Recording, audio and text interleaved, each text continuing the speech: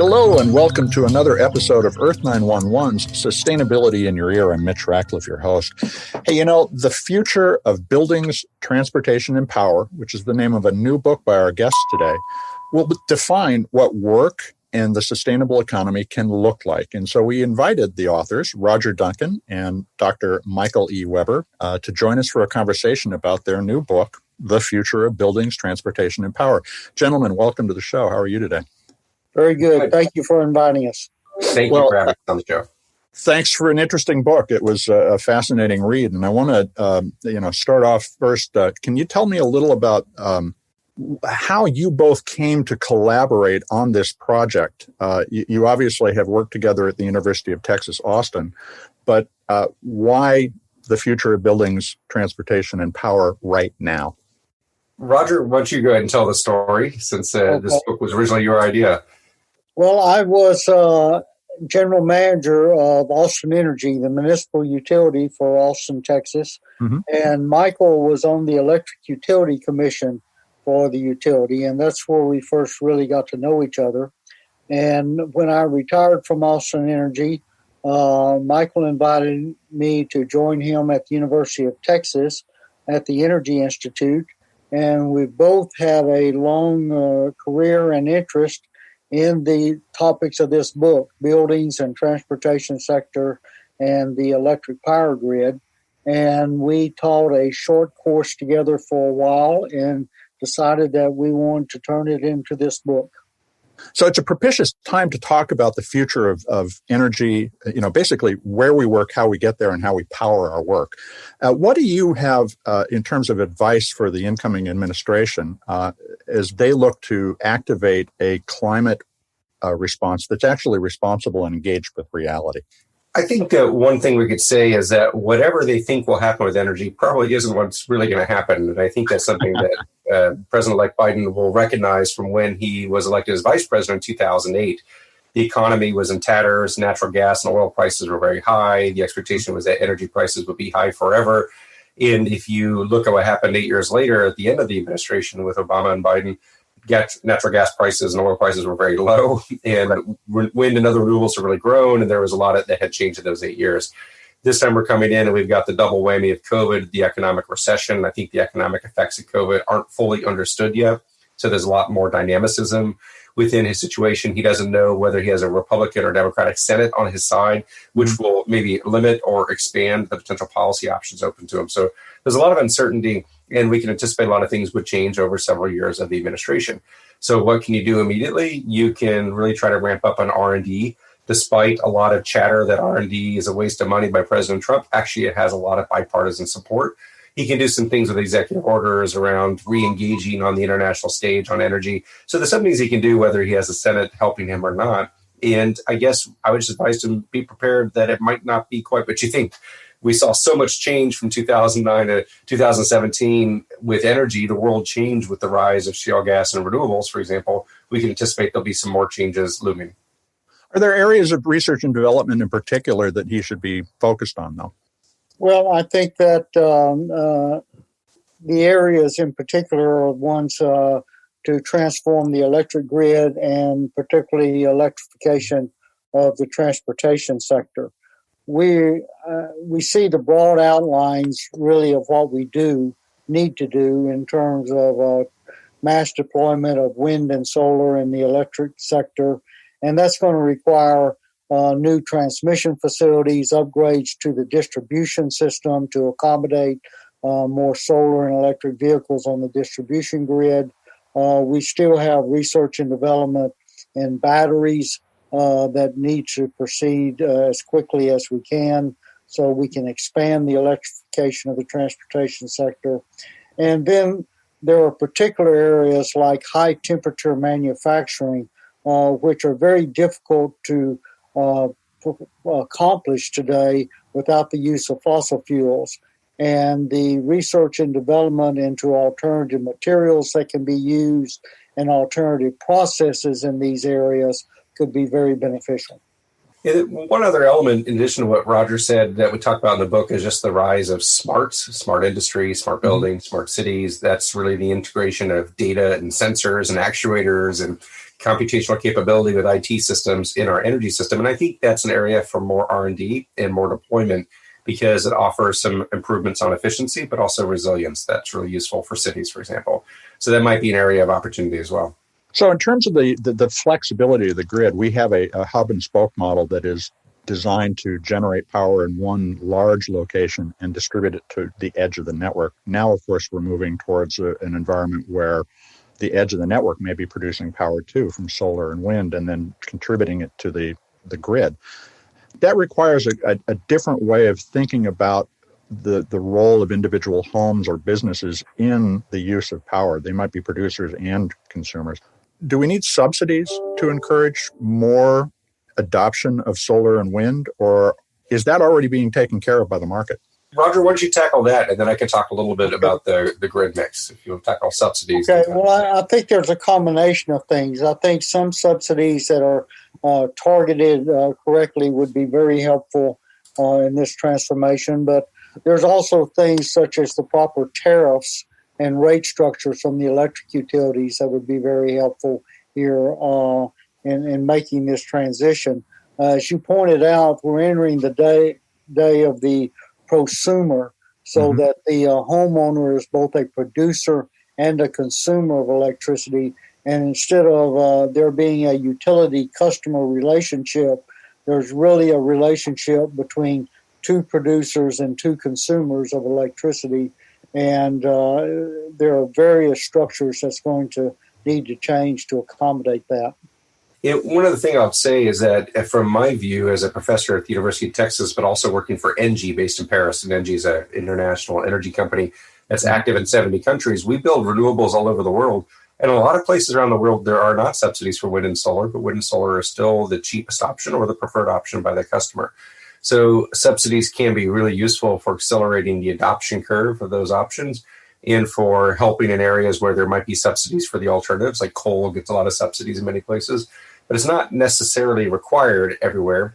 In a place like the United States, it's not clear that wind and solar still need subsidies to compete, but they have bipartisan support, so probably they'll be kept. Rural Republicans like the development and landowning, sort of sparsely populated areas of Iowa and that kind of thing where wind is really prominent. And urban Democrats like it as well. So we might not need the subsidies in the U.S. anymore, yet they have bipartisan support. One other comment I'll make about the grid is that the grid is changing, and that changes the dynamics of the grid. Historically, we have had variable load. We change the load. We turn lights on and off and appliances on and off throughout the course of the day. So the load varies a lot by time of day and time of year. And we ramp our power plants up and down to follow the load. We have a load following power sector. We design our power plants to respond to the load we have. Well, in the future, we might have a supply following mindset where the supply varies, wind and solar, based on weather or astronomical conditions and that kind of thing. And we might come up with a supply following system where we turn different industrial loads for data centers or water treatment or whatever it is, turn those up and down to match when the supply is available, rather than turning the power plants up and down to match when the demand is. So there might be some new capabilities in the grid to respond to a much more dynamic environment. But that goes to what you were talking about a moment ago, which is all of the instrumentation, the measurement that we can do on the system. So that brings us back to information technology. First, I want to ask about privacy. Have you taken a look at the consequences of having all of these monitors around our use of electricity or our use of renewables versus fossil fuel? Do people need to be concerned about their privacy because this information is being shared? Yes and no. So why don't I take a stab at this? Then Roger, as the CEO of utility, can correct anything I say that's wrong. But the answer is yes and no. There's a lot more data and a lot more tracking of what goes on in our world. The grocery store tracks what groceries you're buying, and they give you a discount code to give you discounts on the groceries so that they can track you. Certainly social media is tracking what we're doing. Our phone's tracking our location. Some ways this is good. If your credit card is being used by someone in a location where your phone isn't, your credit card company might flag it for fraud. So there's a lot more tracking. For the most part, that tracking is happening in the world that is not energy. The utility is tracking the energy consumption second by second in total, and even by some specific appliances. But the utility world, for the most part, has much stricter privacy rules about who owns the data, and the customer owns the data. Whereas in social media, the companies like Facebook feel like they own your data. So there is a disconnect between who's doing the tracking and who they believe owns the data and what they use it for. And the utility world is much more private and respectful because of different sets of laws and different culture than, say, the modern apps and social media we're using where they follow you and track you, and they don't feel like you own it. They feel like they can sell it to companies who want to put ads in front of you and that kind of thing. Yeah, and so I think that's the key, worried. The idea that they feel they can resell the information. The relationship between a prosumer and the utility will be much more collaborative and private, it sounds. Yeah. I think that's correct. And as Michael was saying, there's a lot of emphasis on ownership of the data on the utility side and protecting that ownership to the customer, probably more so than in other private sector businesses. But the tracking of the data and the use of the data can be extremely useful in terms of energy efficiency, allowing what is called intelligent efficiency in the home for the turning on and off and control of appliances. The utility with much more sensor and intelligence can optimize the operations of the grid and transmission and distribution. So much more data being used by the utility side, but I think the protections are fairly good there. So a lot of folks see a paradox in the use of information technology, and that is, of course, you have to power all of that IT in order to get this level of efficiency. Do you think that there is enough aggregate savings in our use of electricity generated by this information technology that we can actually create a more efficient and more equitable economy simply by measuring things and using it more efficiently? Yes, I think that absolutely that information is a gateway to democratization, because information access and energy access and access to freedoms all go hand in hand. So I think we have more information, as long as it's in the hands of the consumers, the people who benefit, and not, say, just the corporations and not the consumers, then I think it can be a pathway to more equitable access to energy and less pollution, more efficiency. So I'm pretty optimistic about it. It certainly has its downsides. The IT sector itself is growing in its energy consumption. So there's energy required to provide the data that is used to save the energy. There are the privacy issues you already asked about. So this isn't a perfect system.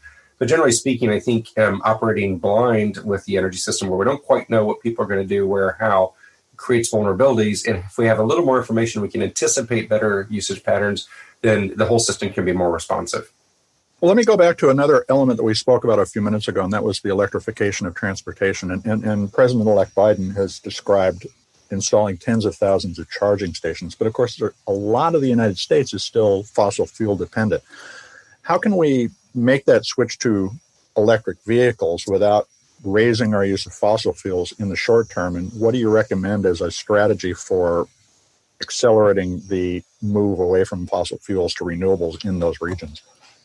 Well, I think that the primary focus should be on the mass deployment of wind and solar in the electric grid. Even electric vehicle charging stations in coal-dominated areas, studies have shown that there's still a marginal benefit to switching over to electric vehicles from gasoline-powered vehicles, even when the power is coming from coal. But the transition is taking place throughout the country, and I think that if we focus more on the mass deployment of wind and solar, that the transition to electric vehicles will take care of itself in terms of the environmental benefits. Michael, did you have anything to add to that?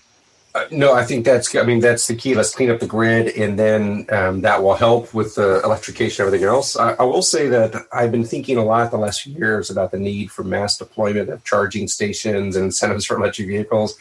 I don't think those are as necessary today as I thought even just a few months ago, because the automotive manufacturers are really going to make this choice for us as they shut down their factories and production lines for internal combustion engines, and instead retool and make factories just for electric vehicles. It's already been announced by Volkswagen and others.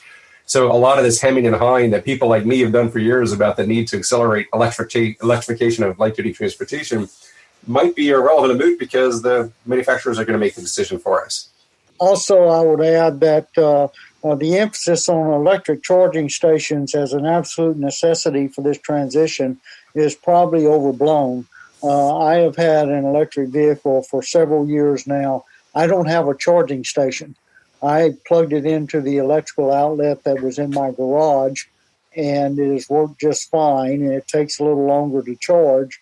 But every building essentially has a filling station in it already, and we can make the transition adequately with the pace that we're going with the electric charging stations. So let's talk a little about buildings, another element of the future that you call out in the book. And you didn't mention Stuart Brand, who's one of my favorite authors, idea that buildings learn and change over time, but you clearly believe both buildings and vehicles are going to be smart learning systems that optimize themselves in response to the things that we, the users, do. How should we think about recasting buildings for greater sustainability? You know, the president described this as building buildings with tiny little windows or no windows at all, which of course is completely inaccurate. What's the future of buildings, and how do you think we should be trying to support rapid conversion to sustainable models? Well, I think that buildings first are going to be more sustainable in the future in terms of climate change, sustainability, and such. But buildings are also going to take on additional roles that we haven't envisioned them in today. I think that buildings are going to become more health monitors, particularly for our senior citizens, in terms of looking for, through motion detectors and other forms of sensors, looking for health problems for the occupants of the buildings. Many buildings that have minimal power needs during the day are going to be covered with on-site generation, are going to be essentially power plants for most of their time, interacting with the electric grid. And we're going to see buildings more and more become CO2 removal devices, both through planning and an urban forest being developed around our buildings, as well as synthetic removal of CO2 and filters and such on surfaces. So we're going to see buildings more and more become sustainable in that sense, as well as becoming more intelligent and responding to our needs, able to accept deliveries to a building, able to have tasks handed over to the artificial intelligence embedded in the buildings and so forth. So how should we think in terms of the importance of subsidies for that kind of conversion of buildings? Particularly now after COVID has changed the patterns of work so much, should commercial buildings be a central focus of our energy policy, or are they a secondary concern? My view from Europe is a little different, because in Europe and countries like France and Germany, they have very strict building codes at the national level. In the United States, our building codes are often at the local level. We don't have national building codes quite the same way. And these countries have used national building codes to achieve a lot of efficiency gains for new construction. Really great success in terms of energy consumption per square foot, despite the cold weather in the north or the hot weather in the south, like in Spain and that kind of thing. And so building codes are a pretty effective way to get the efficiency targets you want for new construction. At least I don't think you need subsidies as much as requirements and codes, and this achieves other benefits with their quality and safety and protection against fire and this kind of thing. So building codes for new construction is a good way to go. Then there's a problem of retrofits. We have 100 million homes in the United States already built that exist. We're building more as our population grows, and we have many more federal buildings and commercial buildings and courthouses and airports and that kind of thing. So retrofits might need some incentives or subsidies, whereas the new construction might just need codes. But these subsidies, if done the right way, can achieve multiple outputs in terms of avoided energy consumption and therefore lower energy bills per month for the occupants and better air quality and that kind of thing. And something that Roger and I saw with the local utility is that sometimes these incentives that are, say, weatherization oriented for retrofits are really good for the efficiency of the home, and they make the quality of life better for the people in the home, but they don't necessarily save energy, because it might be the homeowner was underheating or undercooling their home for years or decades because they could not afford to heat or cool the home to a comfortable level. But once you add weatherization, they can afford it. So their energy consumption stays the same after weatherization, but they are much more productive and comfortable and safe. So there's a mix of solutions based on what kind of building you're dealing with and what vintage it is and that kind of thing. Well, so is it time for a federal building code in the United States? We see this with recycling. The 50 different states and all the localities don't do things the same way, it makes it impossible for people to reliably recycle something. Is it time for us to start thinking about national standardization across a variety of fronts? We have some national standards for building codes as guidelines. The states have to adopt those codes as their state code. And so we have somewhat of a hybrid system. The idea of a national building code is attractive in some sense, but taking that right away from the states might be a big lift in this country at this time. It has proven easier to establish a national standard and then encourage the states to adopt that standard. And one other thing I'd say is because the United States is so large, it's like basically a continent, the weather patterns are so different from one place to another, and the local resource is so different, and the local building materials, a national code might be difficult to implement here compared to, say, in the Netherlands, where it's a smaller, more homogeneous country with similar weather from top to bottom. So it might be a little trickier for the U.S. to do a national policy on that. As well as the United States, we don't like the feds telling us what to do locally, so there might be just resistance, as Roger was saying. Well, we certainly are a country capable of arguing our way into the future. Let me ask, how has COVID changed some of your assumptions? Has it caused you to rethink the way that we should plan transportation and work in particular? I think COVID will be one of those turning points in history, as the Spanish flu epidemic was in 1918, as the world wars were, as the fall of the wall was, and at the end of the Cold War in Germany. So I think it's one of those turning points in society where there'll be a before and there'll be an after. And we still don't know all the impacts, but clearly it's impacting energy in a couple important ways. It has dramatically impacted transportation energy demand for commuters. So there's half as much commuting going on, so less gasoline and diesel for our cars to get to work and back. And even greater drop in demand for aviation and jet fuels because we're not flying as much, not traveling. And a lot of that will come back, but not all of it will come back. And I think that's a turning point. Despite the really big drop in transportation energy demand,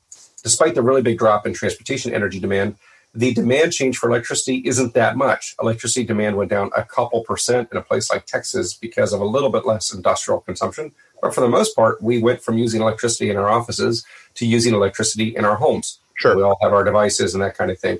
And that's kind of an indicator of what we think the most high priority or strategic energy form is, which is electricity. Like we can go without the transportation a little bit, but we can't go out without the electricity. That's a sign of the future. And then the looming question for us is whether COVID will accelerate the energy transition or decelerate it. And it might decelerate the energy transition because we're so broke from COVID that we don't have money to invest in the new infrastructure we need, that kind of thing. But it might accelerate it because we want to build back better, as Joe Biden says, or we want to build things to resuscitate the economy. And as we build things, we'll build cleaner stuff. And I frankly think COVID might accelerate a lot of the transition we're seeing. I agree with what Michael's saying. I remember I had the job about 25 years ago of establishing a plan and encouraging telecommuting in Austin, and worked on it for years and really never went anywhere. And to see telecommuting and work from home just suddenly take place virtually overnight has been amazing to watch. And I think Michael's right that we're in one of those major transition periods. And then some aspects, such as telecommuting, will be accelerated. I think it will be interesting to see what happens to the international infrastructure and supply chains and globalization, and moves to bring manufacturing closer to source and so forth. So some of these sustainable trends will greatly accelerate. I think that the reduction in fossil fuel use for transportation has been accelerated, and some of them we'll have to wait and see. So all in all, you're describing an environment where we have sentient-appearing, and that's a phrase from your book, environments that are listening to and responding to us. Our travel patterns are changing and may have changed permanently because of COVID. Are we prepared to educate people to work in the environment that you are describing? And is that another area where the president-elect should be looking at new programs and new investments to create the people who will live and work in this world that we're looking at? Well, retraining in education has taken on much more importance in a fast-moving, changing environment with automation and artificial intelligence. To some extent, the advances in artificial intelligence are making it easier to work in that environment because we're creating a technology that we can interact with as if it was another person. We talk to Siri on our phones and Alexa in our homes and so forth. On the other hand, it is becoming much more difficult to retrain people rapidly enough to handle some of the changes in the work environment that's taking place and the skill sets that are needed to deal with some of this. I think a new educational effort is certainly in place, but I don't consider myself an expert in that area, and hopefully there are other people who are working on it better than we are. And I would say that one of the motivations for me and Roger to write this book is to reach some people and educate them at least on what we think about the future, and there are other means to do so. And an ongoing debate in the ranks of the universities where I sit as a professor is whether our job is to educate students or train students. And this is a little bit different. If you're training students, you're preparing them with very specific skill sets they can use for their jobs and careers right out of school. But if you're educating them, you're preparing them for the process of how to learn so they can keep training themselves and keep learning new skills throughout their lifetime. And I fall on the side that we really should be educating them because the skills they need for the next 20 years are different than they need for the 20 years after that. That the education makeup and that the workforce makeup will vary significantly at least once, but maybe multiple times throughout their working career. And we've seen that already. People have one skill set. They came into the workforce 20 or 30 years ago, and now what you need to thrive is different. And the younger workers have it, and maybe not all the older ones do. And yet the older ones have great experience, so how do we retain that? So I think there's a real challenge with the labor markets in the U.S., and energy is caught up in that, with coal mining jobs disappearing, but artificial intelligence jobs for energy increasing. So we're watching that in real time, and I think we have a social justice obligation to ourselves as a society to help figure this out. So let's return once again to the question of equity. Do you think that after we proceed through this transition, that there will be enough additional efficiency that we might see a return to something more equally distributed in terms of our wealth? Is the prosumer in a better position to get their fair share out of the system than the old-fashioned consumer? It's kind of a philosophical question, and so I'll give you a philosophical answer because we don't know exactly, but my belief is that if you distribute energy access, that will have a democratizing effect on society and people's opportunities and will be good. And if you concentrate energy into the hands of a few decision makers or a few power plants or whatever it is, then you have a concentration of wealth and power and authority. So I have a strong sense that distributed energy, which is many more smaller systems as opposed to fewer larger systems, that the distributed systems will go hand in hand with democratization and equity. That it will mean less air pollution, more access, more even prices, that we'll pay the same for energy here as we pay in other states and that kind of thing. So I think it'll be good. But we don't really have analysis that lays this out super cleanly, so some of it feels philosophical.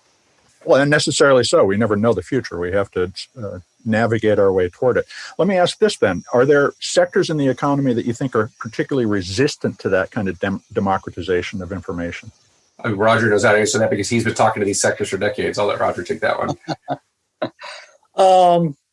Well, I think there are some sectors that move faster than others. I mean, it was very difficult to move the automotive sector from its mindset around fossil fuels and gasoline over the years to electrification. And in the same sense, it's been very difficult to move the electric utility sector. In fact, in the electric utility sector, I think the movement took place not because there was a convincing of the electric utility CEOs and so forth, but rather the sustainable fuels of wind and solar became the cheapest alternative and the most cost-effective new source of generation, and that really moved the sector. not a real change in their basic philosophy toward sustainability, which is taking place but at a much slower level. And given that, I think that you see the sectors that are moving quickly and those that are not as a result of the economy. The internet is putting a lot of bricks and mortar stores out of businesses and department stores and such that are not able to adapt quickly. So it's a mixed bag out there. Maybe just I'll build on what Roger said on automotive, because Roger, you started speaking to the automotive sector, I want to say in 2005. And when I started to join you for some of those conversations or got your updates in 2007 and 8, the feedback was the automotive manufacturers are pretty confident that they got it under control. They don't need this utility executive from Austin telling them to go electric. And then their worlds collapsed when the markets melted down in 2008, sort of proving the model that what they had wasn't a really resilient business approach. Yet, nevertheless, they didn't really go electric anyway. And now their market's burning up again, and the electric vehicle manufacturers like Tesla are doing okay. So in some ways, Roger, you were too early for this and they weren't ready, but now they see it and they're making the turn. The companies that either were electric from the beginning, like Tesla, are doing fine and are really have the same market cap as the next 5 or something automotive manufacturers combined. And other automotive manufacturers that have made the switch earlier, and I'm keeping it Volkswagen, are going to be okay and better than the others. Now, Volkswagen went electric not because Roger was right 15 years ago, but because they got in trouble with their Dieselgate scandal of and cheating. So it was unrelated, but they got in so much trouble with their conventional business model, they had to change to rescue the company, and it worked out that change was the right thing to do for them. History has a funny way of playing tricks on us. Well, I think this is a great place to stop. But it's an inspiring book to read, both from a strategic thinking perspective and simply to try to imagine what the future looks like. So that's The Future of Buildings, Transportation and Power. It's written by Roger Duncan and Michael E. Webber, our guests today. Thank you, gentlemen, for spending some time with us. Thank you. Thank you for having us. Well, folks, check out The Future of Buildings, Transportation, and Power on Amazon, available now. We'll be back with another innovator interview on sustainability in your ear soon. I'm Mitch Ratcliffe, your host. This is Earth911. Take care of yourself, take care of one another, and take care of the planet. Have a great day.